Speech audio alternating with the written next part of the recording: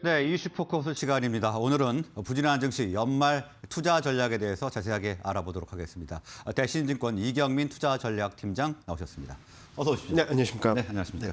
자, 미국 증시는 좀 최근에 좋은 흐름을 보이고 있지 않습니까? 그런데 뭐 디커플링이라고 해야 될까요? 우리 증시는 지지부진한데 국내 증시에 대한 분석부터 좀 해보시죠. 일단은 전반적인 흐름에 있어서 올해 내내 코스피가 상대적으로 부진하고 미국 증시는 사상 최고치 행진을 이어갔지 않습니까? 예. 시작점은 아마도 작년 11월, 12월, 올해 1월 초까지 있었던 코스피 급등, 그때 44%를 급등을 하면서 네. 그때만 하더라도 올해 1월 중순만 하더라도 미국 증시와 코스피 간의 괴리율이 작년 초부터 봤을 때 2020년 초부터 봤을 때 27.5%포인트가 한국이 더 높았습니다. 아, 한국이 더요? 네. 그런 상황에서 한국 증시는 박스권 등락을 보이다가 미국 증시는 계속적으로 올라가는 모습을 보이면서 괴리율이 좁혀졌는데 이 과정에서 좀 과격한 흐름들이 나타나긴 했었죠. 네. 6월 달부터 달러가 강세를 보였고 중국발 리스크 그리고 반도체 사이클에 대한 부담 이와 더불어서 한국 인터넷 기업에 대한 규제 리스크 이런 것들이 맞물리면서 시장이 좀 지지부진한 흐름, 또 오히려 약세를 보이는 모습들을 보여줘 왔는데요. 특히 9월, 10월 지나면서 미국 증시와 한국 증시 간의 디커플링이 굉장히 심해지고 있거든요. 가장 큰 이유는 아마도 실적이 아닌가라는 생각을 하고 있습니다. 실적이요? 네, 미국의 12개월 포워드 EPS라 그래서 현재 시점부터 1년 뒤를 예상하는 이익 전망, 순이익 전망치를 보면은 계속 사상 최고치를 경신하고 있습니다. 미국 같은 경우는. 그런데 한국 같은 경우는 9월, 10월부터 급격하게 떨어지는 모습들을 보여주고 있거든요. 무슨 말씀을 드리냐면은 미국 이익 전망은 올라가는 데 반해서 한국 이익 전망은 떨어지고 있다는 것이죠. 이런 괴리율이 최근 그러니까 3분기 실적은 좋게 나왔지만 그 이후에 실적 전망이 좋지 않다. 네, 내년 실적이 굉장히 불안하다라는 거죠. 네. 근데 내년 실적 같은 경우는 미국은 좋을 거라는 기대감이 계속적으로 들고 있는 데 반해서 한국은 굉장히 불안한 모습들을 보여주고 있고 그 중심에 반도체가 자리하고 있다 보니까 굉장히 상대적으로 약한 모습들을 보여주고 있습니다. 이런 흐름들이 계속되면서 시장은 계속적으로 눈치 보기를 하고 있다고 생각을 하고 있거든요. 미국 그리고 중국 증시 등락 이와 더불어서 채권 흐름, 환율 흐름에 따라서 굉장히 일희일비하고 있는데 특히 최근에는 환율 변화에 따라서 외국인 선물이 굉장히 다이나믹하게 움직이고 있거든요. 그로 인해서 기관 투자자들의 프로그램 매매가 굉장히 급변을 하고 있고 이런 부분들을 봤을 때 당장 코스피 2,900선이 무너지지는 않겠지만 현재 시점에서 갑작스럽게 미국보다 좋은 흐름을 보이기도 좀 쉽지 않는 그런 애매모호한 환경. 어떻게 보면은 2,900에서 3,000, 3,050선 박스권 등락을 좀 더 이어갈 수 있는 여건이 되지 않을까라는 생각을 하고 있습니다. 예, 일단 디커플링의 가장 큰 이유는 이제 미국과 한국 기업의 실적 전망이다. 이렇게 전망치입니다. 분석이 됐고요. 인플레이 우려가 조금 장기화되고 있지 않습니까? 이렇게 되면 증시에 좀 영향이 안 좋을 것 같은데요. 일단은 인플레이션이라고 한다면은 레벨도 굉장히 부담스러운 건 맞는 것 같아요. 한국 같은 경우도 3%대로 들어갔고 미국은 6%대입니다. 그런데 이보다 더 큰 문제라고 볼 수 있는 것은 인플레이션, 금리 상승에 대한 부담들을 덜어낼 수 있을 정도의 경기에 대한 자신감이 약하다라는 것이죠. 미국 GDP 성장률 전망이 계속적으로 하향 조정되면서 최근 들어서 5.6%까지 떨어지고 있거든요. 딱 보시면은 미국 같은 경우는 물가 상승률은 6.2%, 올해 GDP 성장률 전망은 5.6%. 보면은 성장보다 물가 부담이 더 커지는 구간으로 들어가고 있다는 점들이 좀 시장을 불안하게 만들고 있다라고 생각하고 있습니다. 5.6, 6.2니까요. 그렇기 때문에 지금 당분간은 물가 상승 압력이 좀 안정이 되기 전까지 또는 경기에 대한 자신감을 회복하기 전까지는 인플레이션 압력 그리고 금리에 대한 변화 이런 부분들이 시장에 계속적으로 부담을 줄 수 있다라고 생각을 하고 있습니다. 앞으로 좀 안정이 되기까지는 시간이 좀 걸릴 것 같네요. 자, 이제 연말 소비 시즌으로 진입을 하고 있습니다. 우리 증시 어떤 흐름 보이고 예상하십니까? 일단은 기술적 반등은 충분히 가능한 시점이다라고 생각합니다. 특히 연말에는 이제 배당을 노린 프로그램 매수까지 들어올 수 있다는 측면에서 대형주들의 반등 시도는 이어질 수 있다라고 생각을 하고는 있지만 이런 흐름들이 추세적으로 이어질 수 있을지에 대해서는 조금 퀘스천 마크, 그냥 의구심을 가지셔야 되지 않을까 생각을 합니다. 앞서 말씀드렸던 것처럼 미국은 지금 경제 성장보다 물가 상승 압력이 높아지는 구간으로 들어갔고요.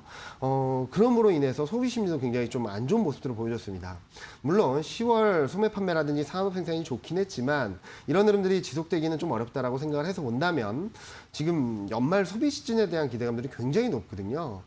전년 대비 매출액이 8.5에서 10.5% 증가한다. 미국 경우입니다. 증가한다라는 전망이 나오고 있는 상황에서 물가 부담이 커지고 그리고 최근 소비 심리도 굉장히 안 좋아지는 모습들을 보여준다면 기대치를 충족할 만큼의 실제 결과가 나올 수 있을지를 좀 확인한 뒤에 대응하셔도 늦지 않을까라는 생각을 하고 있습니다. 연말까지는 조금은 반등은 이어갈 수 있어도 이를 추세 반전으로 판단하시기보다는 좀 짧게 대응하시는 게 맞지 않을까 생각을 하고 있습니다. 아무래도 좀 보수적인 접근이 필요하겠네요. 네, 그렇습니다. 알겠습니다. 자, 그리고 최근에 외국인의 매도세가 지금 네. 이어지고 있지 않습니까? 그러면서 기관, 개인도 좀 위축되면서 수급 상황이 좋지 않은데 수급 전망은 어떨까요? 일단은 개인 투자자분들은 전반적으로 이제 대주주 요건을 회피한다든지 네. 그리고 양도소득세를 피하기 위해서 이제 배당락을 앞두고서 매물을 점점 많이 추리하는 패턴을 보여줘 왔거든요. 예. 그런 부분들에 있어서 중소형주에 대한 부분들은 조금 조심하셔야 될 시점이다라는 말씀을 드리고 있고요. 외국인 같은 경우는 현물 시장에서는 그렇게 매도가 크지 않은데 환율 변수에 따라서 선물 매매 패턴이 굉장히 급격하게 변하고 있습니다. 며칠 사이에 몇 조를 샀다가 하루 만에 1조 이상을 매도하는 등 굉장히 다이나믹하게 움직이고 있거든요. 근데 왜 외국인 선물을 주목하냐면은 외국인 선물 매매 패턴에 따라서 현물과 선물 간의 가격 격차가 바뀌고 그로 인해서 금융투자 중심의 프로그램 매매가 영향을 받거든요. 네. 현재로서는 기관 쪽에서의 적극적인 매매 주체가 좀 부재하다고 본다면 외국인 선물 매매, 그로 인한 금융투자의 매매 패턴이 시장의 등락을 좀 결정짓지 않을까라는 생각을 하고 있습니다. 특히 외국인 선물 매매가 환율 변수에 예민하게 반응한다라고 생각을 해서 본다면 환율 변화, 이로 인한 외국인 선물 매매 패턴, 그로 인한 금융투자 쪽에서의 프로그램 매매가 좀 시장에 영향을 줄 수 있다라고 본다면 당분간 적극적인 순매수를 기대하기보다는 환율 변화에 따른 등락 과정이 좀 더 가능성이 높지 않을까라는 생각을 하고 있습니다. 예, 외국인의 선물 매매 패턴이 굉장히 중요할 것이다 이렇게 말씀을 해주셨고요. 네. 자, 증시에서 보면은 코스피보다는 상대적으로 네. 코스닥이 조금 강세를 보였지 맞습니다. 않습니까? 그러면 이제 연말 대주주 회피 물량에 대한 우려도 좀 나오고 있는데 코스닥 대처 어떻게 해야 될까요? 일단은 코스닥 그리고 중소형주가 올해 내내 괜찮은 모습들을 많이 보여줘 왔거든요. 예. 그리고 최근 급반등을 하는 과정에서도 이제 수익률이 좋았고요. 그렇게 본다면은 수익을 많이 내신 종목들 같은 경우는 일부 차익 실현에 들어가시는 게 맞지 않을까 생각합니다. 물론 대형주 쪽에서 아직까지는 불안감들이 있다 보니까 종목 장세가 좀 더 이어질 수는 있겠지만 이런 흐름들이 쭉쭉 뻗어나가는 흐름으로 보이기에는 수급 여건들이 굉장히 좀 불리한 쪽으로 흘러갈 수 있다라고 생각을 하거든요. 그렇게 봤을 때 개인 투자자분들이 좀 매물을 추리할 수 있는 종목들 그리고 좀 오래 많이 오른 종목들을 중심으로는 다 팔고 떠나자 지금 당장 그렇게 말씀드리기보다는 반등 시 비중을 줄이는 그런 전략이 맞지 않을까라는 생각을 합니다. 과거 흐름들을 보면은 11월 중순부터 12월 말까지 약 한 달 반 정도 시간 동안 코스닥이 코스피보다 4%포인트 수익률이 좀 안 좋았습니다. 무슨 말이냐면 코스피가 오른다 하더라도 4%포인트 못했고요. 코스피가 떨어질 때는 더 많이 떨어지는 모습들을 보여줬다는 의미거든요.